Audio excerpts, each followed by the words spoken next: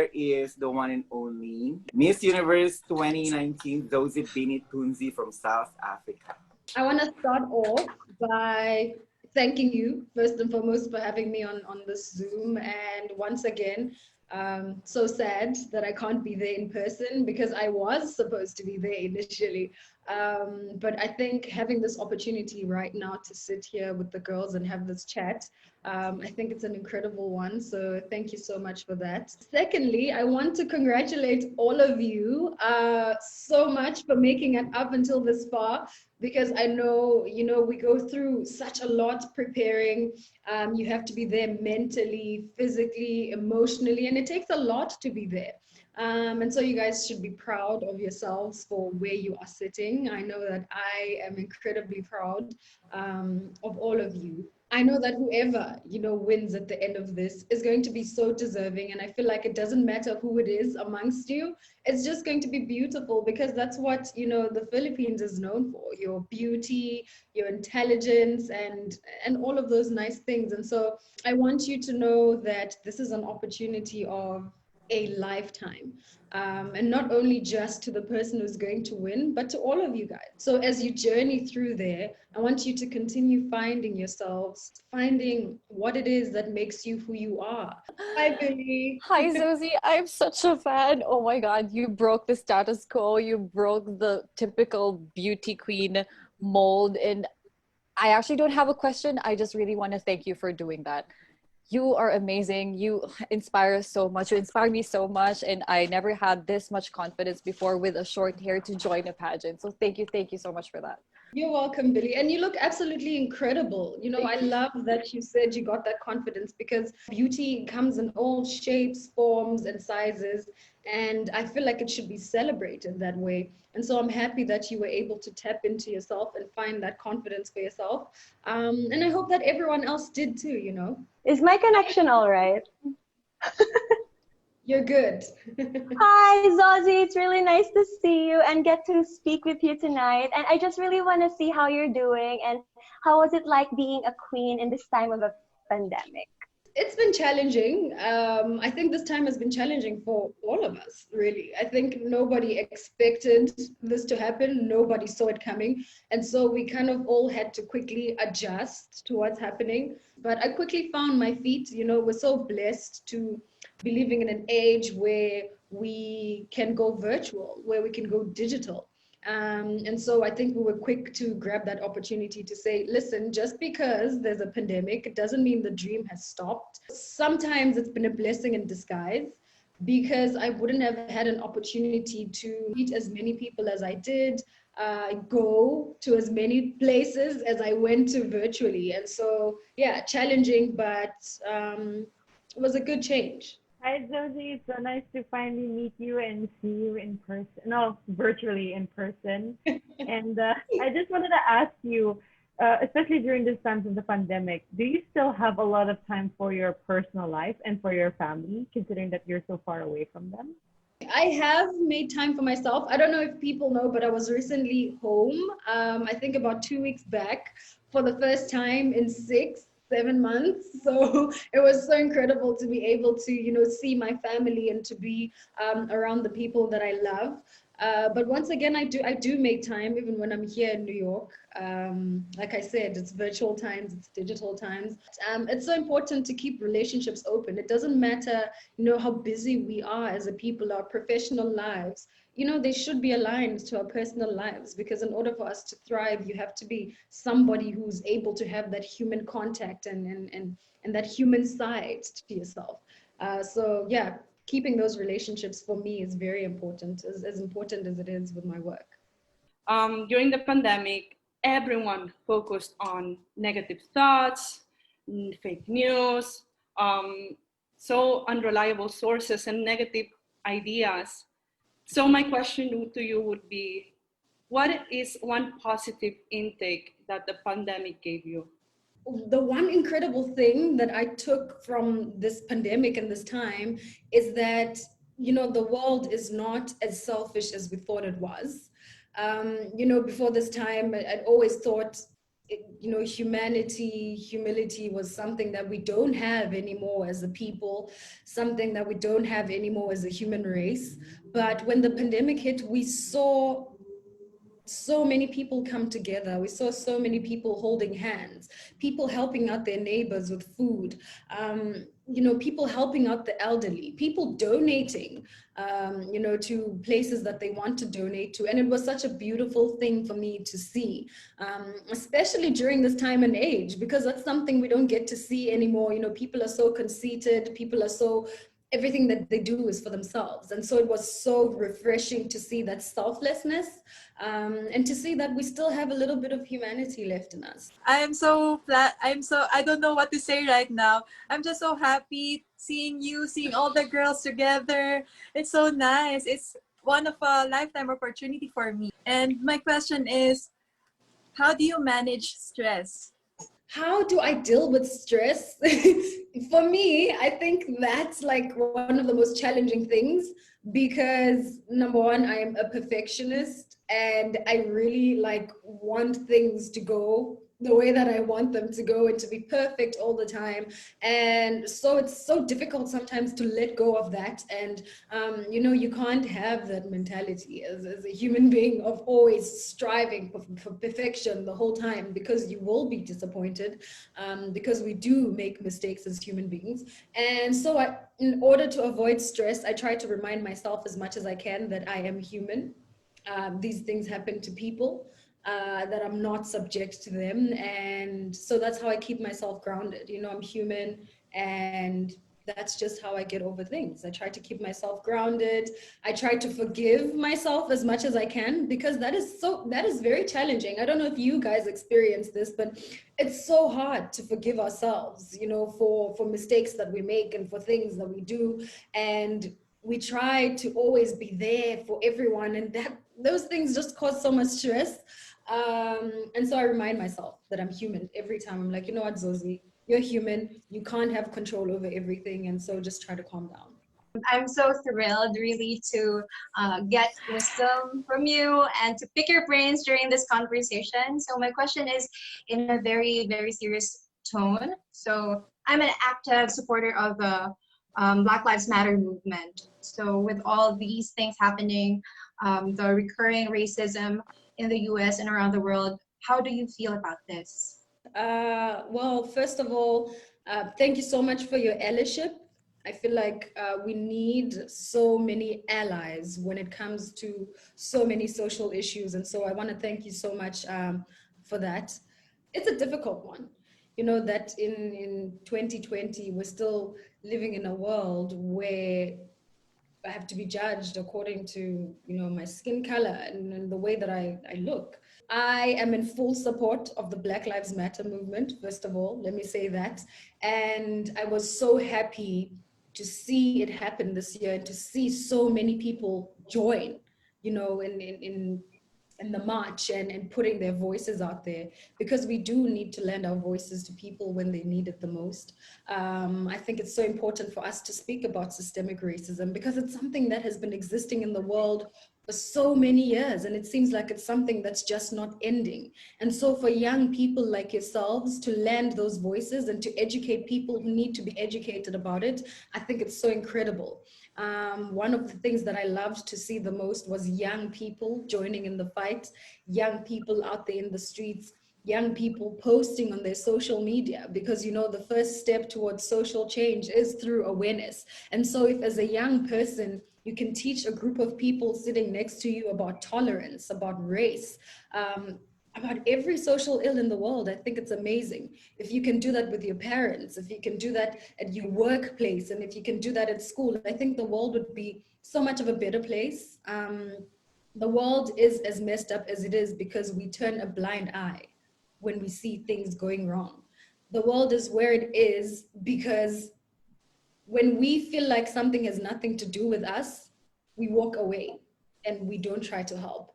And so that's the one thing that I loved about the Black Lives Matter movement this year, is that there was so many allies, so many people who were not directly affected by this, but lended us their voices to try and help in this fight. So thank you so much for that question. Thank you, all of you, for your allyship to everyone who lended their voice. any tips for us to keep the fuel going, because you know how hard it is, and we've been on fire at least since January. So I really would love some advice. I think all of us would appreciate it. I think my biggest advice would be, well done for holding on until this far, first of all, because January is a very long time. And you guys are contestants in a time that is very different to any of us have ever done. And so I want to take my hat off to you. I don't know how I would have able to deal with a pandemic and competing at the same time. So kudos to you guys on that. Mind your own lane. That's what I always tell people. Mind your own lane. I mean, looking at this screen, I see so many beautiful women who are so intelligent, who have so much to say. And so if you keep looking left, right, center, up and down, you will be distracted so much. So that would be my biggest advice. I think one of the things that threw me off sometimes when I was still a Miss South Africa contestant and even a Miss Universe contestant was you would see so many prediction pages. People would ask you about this and that. All of those things are so distracting and they have nothing to do with you. You know your story, you know yourself, you know why you are there. I like to give an example of a racetrack. Have you guys seen a racetrack with the horses and they always have those blinder things in their eyes?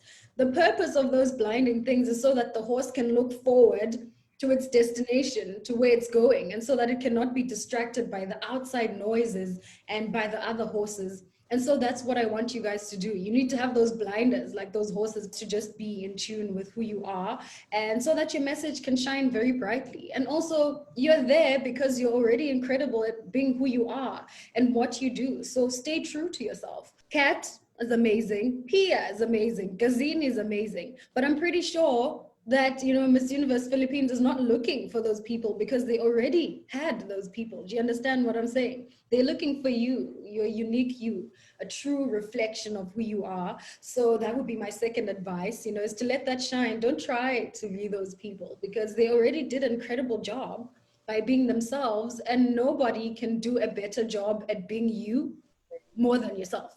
Hi, Zozi. I'm Bella. Oh my goodness. Can I first say that this is a dream meeting you because I really think you're such a remarkable person. Not just, of course, not just as Miss Universe, but oh my goodness, just talking to you now, hearing you speak, you're so genuine and, you know, you're definitely a phenomenal woman. So it's such an honor to meet you, like a lot of us have been saying. So thank you so much for your time. And although my question was, you know, because watching you in Miss Universe, I know I loved how you were so confident and calm, mostly calm, you know, and to imagine just being on an international stage in Miss Universe, you know, I'm sure that's like nerve-wracking, especially because you're up against a lot of other women and there's a huge audience and all of that. So, I mean, I'm assuming it's probably the same as what you just said about staying in our lanes, but I just wanted to put it out there. I want you guys to know that I had an incredible time. That's what you were saying on stage. You were seeing somebody who was enjoying herself. Because here's the thing, by the time you get to Miss Universe, or by the time you get to compete, you know, even for your pageant right now, is you've already done everything that you can. You've already given yourself, and if it's meant for you, it's for you. Do you know what I'm saying? Nobody can take away anything that's meant for you. And so that's why I was so calm on stage that day. It's because I knew that I said everything I needed to say in that closed interview. I was who I was the whole time, and there was nothing new I could bring except to just have fun on that stage. What I always tell people is imagine the stage as the final cherry on top of the cake that you've been baking. It's now perfect. All you have to do is to just go and celebrate. It's a celebratory moment. And so that's why I was having so much fun and seemed so calm. Not to say that I wasn't nervous. Oh my God, that would be a lie. I think all of us were. You would be crazy not to be nervous before you go on stage. But I think it's just remembering to have fun, to know that there's 60 other women on the stage. What else can I do except to have fun? So remember to have fun, Bella. And I just want to say that from the moment I heard you sing Brown Skin Girl, I already knew that you were really into it. You're there to win it. So, and also South Africa is also one of my bucket lists to go to. And so my question would be, as a Miss Universe that you are right now, you've accomplished a lot. What's the next thing you want to take off your bucket list? There's so many people who think when you get to Miss Universe, that's like end all be all, is everything you're done. And I always tell people that it's just the beginning, you know. It's incredible women who have just barely scratched the surface. You know, this is the platform for them to become even greater, for them to even evolve into so many more things. I've developed such a love and interest for you know, doing interviews, chatting with people. And so in the future, I'm hoping to, I don't know, maybe get into broadcasting, television, media. Wow. I think that's like the next thing that I want to slay right now. And yeah, I'm excited for it. I'm excited for my future. I love to speak. I love engaging people, and I'm hoping that that is something that I will be doing for the rest of my life, you know, using my voice for the betterment of not only myself and my community, but, you know, the whole world. I always tell people we all come into this world with a purpose. We were born with purpose. And so I can't wait to, you know, fulfill all those purposes and just being my true, genuine self, using my voice and just doing well. I would really have to agree with what Bella mentioned earlier, how you were really confident walking on that runway of Miss Universe Philippines. But I'm just really curious to know, do you have any like backstage rituals or anything that you do before you go on stage, like anything to condition yourself? I think a lot of people know by now that I love music. So that's like my coping mechanism for almost everything. So I think I just had my earphones on the whole time, just like listening to music, dancing and singing. That's what got me into, you know, that vibe of getting into stage.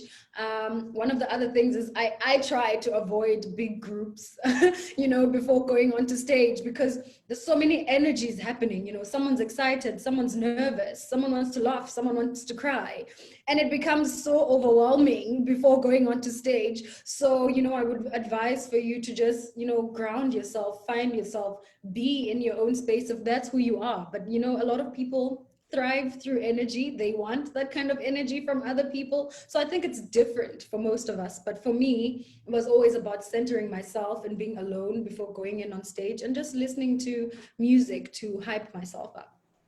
I just want to ask, what are the best things and the worst things about being a Miss Universe?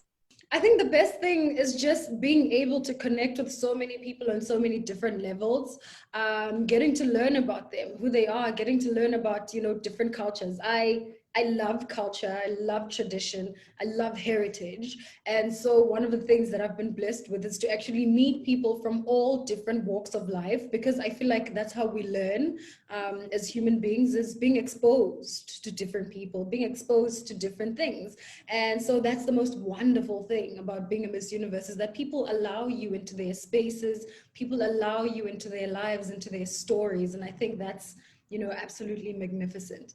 The most difficult part is, well, for most people like myself, before you become a public figure, you were just just a person walking in the streets, going to school, going to work. Nobody cared what you were doing. Nobody cared what you were saying. And now all of a sudden you get this, you know, spotlight, and everyone wants to know who you are. They want to know what you're doing. They are sort of going through your life with a fine comb, like combing through your life, looking through everything. And so I think at first that can be a little overwhelming, that you can't just, you know, go buy bread in peace, you know, things like that. Overwhelming at first, but then it's things that you grow to appreciate. Or maybe because I genuinely have a love for people, I've come to appreciate even those little things that were difficult sometimes. But yeah, to whoever wins, there's going to be days when you are going to be tired, you know, when you just want to go home and cover yourself up and sleep, but you can't, because you have to take one more photo. You have to have one more conversation. You have to smile with one more person. You know, you have to bring it out of yourself, even though you're feeling tired sometimes. So things like that could be challenging. But I have a firm belief that all of you are here because you're passionate about what you do, because you love doing this. And so because you are in love with your job, it's going to be very easy to get through those days. I just want to say that my friends and I are such a big fan. We really believe that you really transform pageantry just by being there and using your voice and sharing your story. I love how you empower children and women. I was wondering, due to the pandemic, there is a rising case of domestic violence against women and children. But this violence has been existing even before. So how do you think can we break the cycle of violence? It's such a heavy one and a difficult one for me, especially coming from South Africa, which has one of the highest numbers of gender-based violence, of femicide. Women going missing, dying every day, young girls, young boys, children, and it's the most excruciating thing to watch happen in the world. And I think the biggest thing that we can do is to have a conversation as a people and not to give it up to women and have only women speak about it. I always say this, whenever we speak about gender-based violence, abuse towards children and women, people think it's a woman problem, and it's not. It's a humanity issue. And so that's why we all have to arrive together and speak about this and educate each other. And so I think really men need to do a huge, huge part in analyzing who they are, in analyzing who they have around themselves, and trying to impart some kind of education on their peers. If you're not an abuser, you probably have an uncle who is, you have a friend who is, your brother probably is, or your father. What conversations are you having with those people? I think it starts there with the smallest things. If you're a mother or a father to a young boy, are you teaching them consent at a young age? What are you doing? We need to start molding young minds at their youngest so that they grow up, to be this great men that we're looking for in society, today. Also teach girls about confidence, impart confidence in themselves. Because sometimes people are stuck in these situations because they're not confident to speak out or to lead. But I never want to victim blame, ever. It's never up to a woman, because you have women who speak out, you have women who leave relationships, but they still, they still get killed, they still get beaten up. And so I just really want to throw this conversation to the men to make sure that they are engaged, and that we stop victim blaming and throwing women under the bus. That was a very difficult question. Yes, it was, Caroline. Look at you. But we learned a lot. Thank you for sharing your thoughts. You mentioned a while ago about a job and how this crown is also a job and a responsibility and a duty. What was your reign like, and how were you able to really fulfill all the duties as a Miss Universe this past year? I think, well, everyone knows by now how different my reign has been in comparison to everyone else, purely just because of being in one place and not being able to move. But I think I have accomplished to some extent the things that I wanted to accomplish. For me, when I have a woman in my DMs saying, thank you so much for imparting this and this confidence in myself, thank you for making my daughter feel this way about herself. Thank you for using your voice all the time to speak about matters that are important in the world. Whether it's with the Black community or with the LGBTQI community or with the women community. And those people reaching out to me is all that matters to me. What I've always said is, if I am able to change even one life or touch even one life, for me, that will be enough. And so to have been able to do this for so many people has been so incredible for me. And it's been such an honor and an incredible year to be able to have conversations like this, because I cannot count how many Zoom interviews I've had or how many conversations. It's been so many, and all of them have been so fulfilling to me in so many ways. Not only to be able to land my voice into the world, but to hear what other people have to say and to hear their opinions about the world has been absolutely incredible. So I really am proud of what I was able to achieve along with the Miss Universe organization this year. I actually have two questions. So the first question is, what was the most negative thought or comment that you had to conquer, and how did you conquer it? And the second is, did you sense that you were going to win? I don't know if I could ever pick one, because once you're in this platform, people will always find something horrible to say or to try to bring you down. So I don't think there's a particular one that I could pick up, but I think the most hurtful ones could be, you know, racist comments are, you know, those will never be nice to hear. And unfortunately, it's something that I've had to deal with the whole year. You know, there's people who are still not accepting of where I am and who I am. And that's unfortunately, you know, the world today. So, but it's for me to be able to get over those things is to have a true understanding of myself. Once you know yourself fully, nobody else can tell you who you are. You know who you are, and you know that there's a reason for you to be where you are. And so I think that's like one of the things that got me through it, is reminding myself why I started. And I think this is something that's very important for you guys to remember all the time. Whenever things go bad, whenever people say horrible things about you, whenever you have a long day and you're tired, remember why you started. Why are you here? What brought you into this pageant? What do you want to accomplish?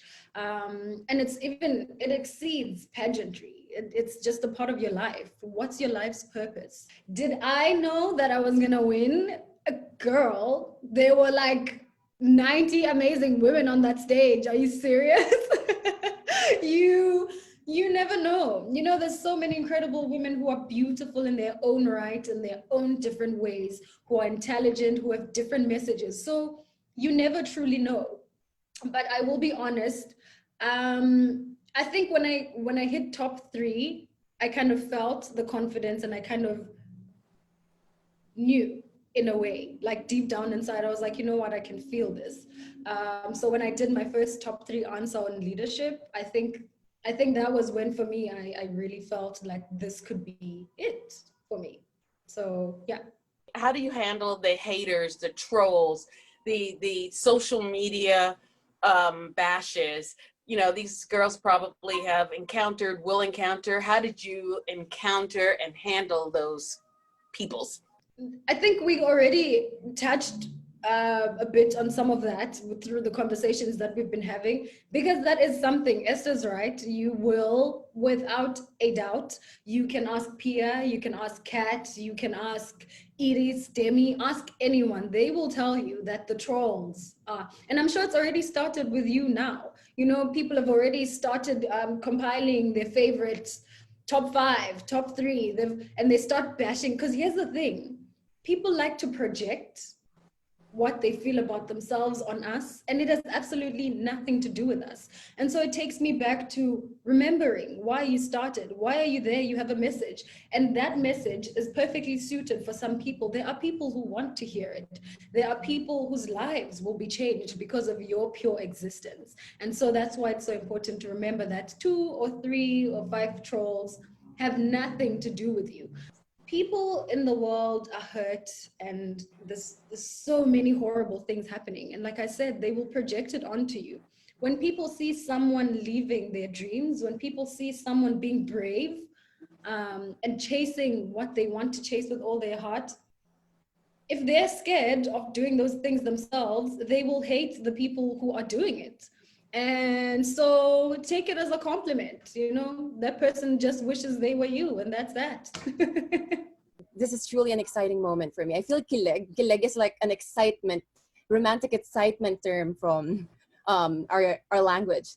Anyways, my question would be, right now, when we become Miss Universe candidates, we strive to become leaders with or without a crown. And what do you think is the best qualities of a leader that we could practice even after this pageant? I think what makes a great leader for me, number one, someone who's able to follow as well. It's very important sometimes to lead from behind, to listen to what people have to say. Be a good listener, because you can't lead and always be speaking if you're not taking from what, you know, other people are saying. The second trait that I would say is an important one for a leader is respect for everyone you meet, everyone around yourself, because it's always important to remember that you are not the most important person in the room.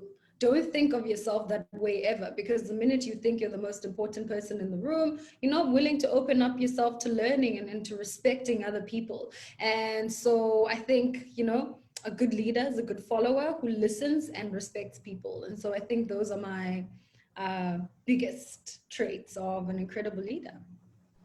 Oh my goodness, Unjani sa Lubona and Lobukasi in Nauyonke. Oh my goodness, my Oh wow, Marcus, that is incredible. Thank you.